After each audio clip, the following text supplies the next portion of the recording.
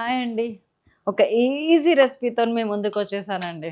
మామిడికాయ, పచ్చి కొబ్బరితోని పచ్చడి. జనరల్‌గా అందరూ చేసేదే. కానీ కొంచెం డిఫరెంట్‌గా చేస్తే టేస్ట్ ఎంత ద్విగుణీకృతం అయితదో అనేది ద్విగుణీకృతం అనే వర్డ్ మీకు టఫ్‌గా ఉంటే రెట్టింపు, డబుల్ అవుతదో అనేది ఈ రెసిపీ ద్వారా మీకు తెలుస్తది. ఇంగ్రీడియెంట్స్ చూస్తే గూడా అంతే. అబ్బా! అంతేనా అంటారు. మామిడికాయ, పచ్చి కొబ్బరి, నువ్వులు, పచ్చిమిర్చి, కొత్తిమీర, కరివేపాకు, ఆవాలు, జీలకర్ర, మినపప్పు, శనగపప్పు, మెంతులు, ఎండుమిర్చి, వెల్లుల్లి, ఆయిల్. That's all. కానీ రెసిపీ దద్దరిల్లిపోయేంత టేస్టీగా ఉంటది. చూసేద్దాం రండి. నమస్తే. Welcome to Silas kitchen.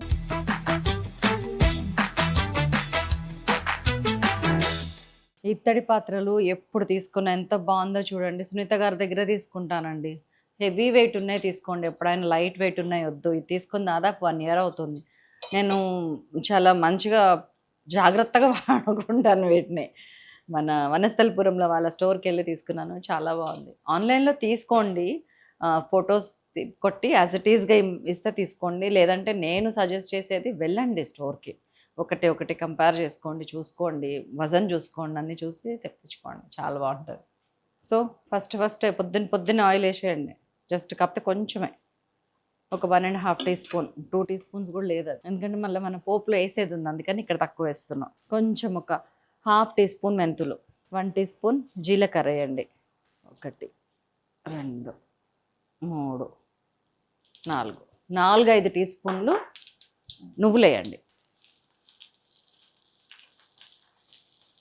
కొంచెం ఫ్రై అయితే చాలు. పచ్చిమిరపకాయలు ఒక 10, 12 మీరు కారం తినేంత, మీ నోటికి పట్టేంత. నేను ఒక 12 వేసాను. నేను ఒక కొబ్బరికాయ మొత్తం వేస్తున్నాను. ఒక పెద్ద మామిడికాయ మొత్తం వేస్తున్నాను. మీరు చూసుకోండి, చెక్ చేసుకోండి.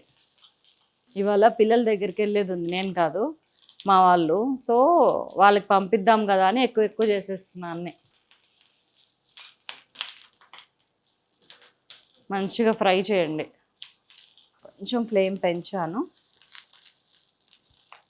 పచ్చిమిరపకాయ జస్ట్ మిరపకాయకి ఒక్క చోటన్నా కానీ వైట్గా రావాలండి. అప్పుడు మనకి కొంచెం వేగిన ఫీలింగ్ వస్తుంది. ఆ పచ్చి ఫీలింగ్ పోతుంది.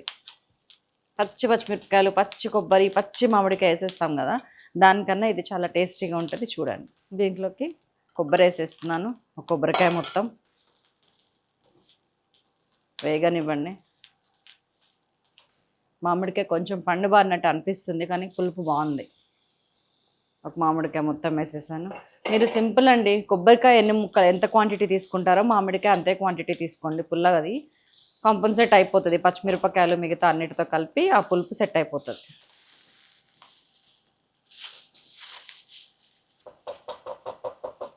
కొంచెం మగ్గటానికి ఉప్పు చల్లుకుంటున్నాను. కొంచెమేం కర్మ, దీనికి సరిపడా ఉప్పు వేసేస్తాను. 1, 2, 2.5 కావాలంటే తర్వాత మళ్ళీ వేసుకుంటా.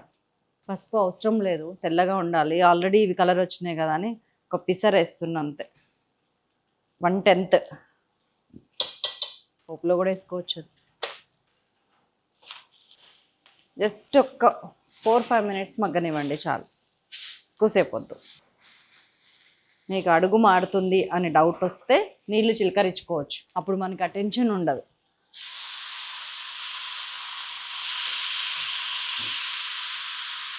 మొత్తం కలిపి 50 ml వాటర్ కూడా పోయలేదండి నేను.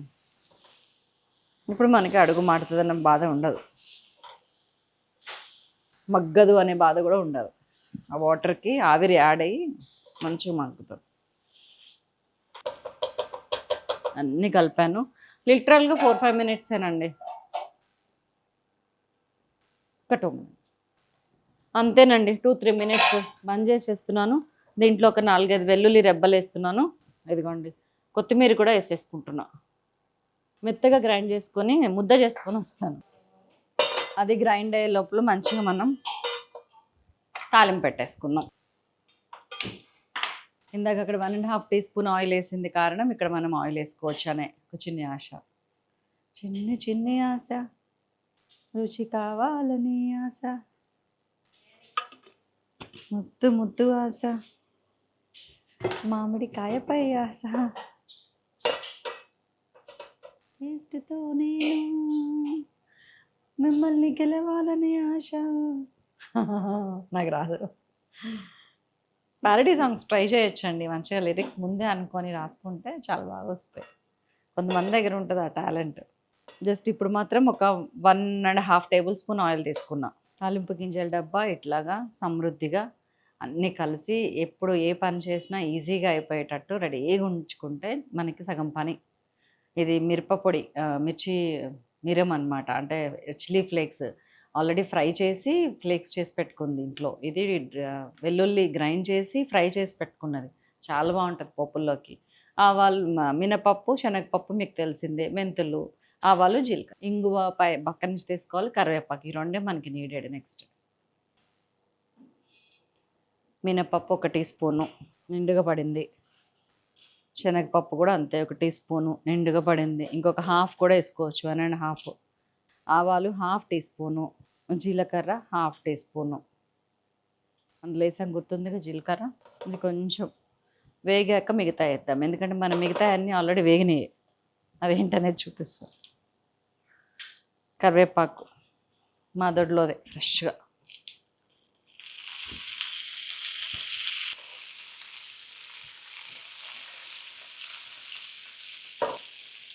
మా పెరటి జామ చెట్టు పళ్ళనిలాగా. ఇవి హాఫ్ ఫ్రై అయిన తర్వాత ఇదిగోండి 1 టీ స్పూన్ నిండుగా ఫ్రైడ్ గార్లిక్, 1 టీ స్పూన్ నిండుగా చిల్లీ ఫ్లేక్స్, ఇంగువ 1/2 టీ స్పూన్ దగ్గర. మీకు ఒకవేళ ఏమాత్రం మాడుతుంది అని డౌట్ వచ్చినా ఇమీడియట్గా గిన్నె మార్చేయండి. ఇట్లా దేంట్లో పోసి పెట్టుకోండి. లేకపోతే ఈ వేడికి కూడా మాడే అవకాశం ఉంటుంది. ఛాన్స్ ఇవ్వకండి. కట్టేసాను. మిక్సీ సౌండ్ వస్తుందా? కొబ్బరి పచ్చడి వస్తుంది. ఇక్కడ పచ్చడి వచ్చేసింది. పోపు రెడీగా ఉంది, వేసేద్దాం. ఇదిగోండి మన పచ్చడి రెడీ అయిపోయింది. ఒకసారి కలిపినామా పోపు, అసలు ఏమన్నా టేస్ట్ ఉంటుందా అండి ఇది అన్నంలో కలిపితే. వా. సో ఇంకేంటి ఆలస్యం, మనం పెట్టుకుని తింటామే ఆలస్యం అండి. చలో అన్నం పెట్టుకొస్తా. ఒక 2 నేతి చుక్కలు, కొంచెం పచ్చడి వేద్దాం. కలిపితే బాగుంటుంది. తింటున్నా. బాబా చేతులు రావాలి 1 by 1. రండి. మా టీం అండి, హ్యాపీగా అందరం అన్ని టేస్ట్ చేసుకుంటా తినేస్తూ ఉంటాం. ఇంకా దగ్గరికి పెట్టాలి చెయ్యి. దగ్గరికి పెట్టి 3 సాయిదా 4. అయ్యో నెంబర్ 1 మళ్ళీ వచ్చేసిందండి. ఇదిగోండి మీ ఇంట్లో చేసిన ఇట్లా ప్లేట్లు గిన్నెలు ఖాళీ అవ్వాల్సిందే. దట్స్ ఆల్ అండి. కలిపానా, ఎగబడి అందరం తిన్నామా. అబ్బా. ఇప్పుడు వీడియో ఎప్పుడు అయిపోద్దో దాని మీద ఎగబడదామని చూస్తున్నాం ఇక్కడ అందరం. మీరు చేస్తారు కదా, తప్పకుండా మాటిస్తున్నారు, చేయండి ప్లీజ్. చాలా బాగుంటుంది రెసిపీ. నాది భరోసా. ఉండనా మరి మరొక అద్భుతమైన వీడియోతో మళ్ళీ కలుస్తాను. అందరికీ సెలవు. నమస్తే.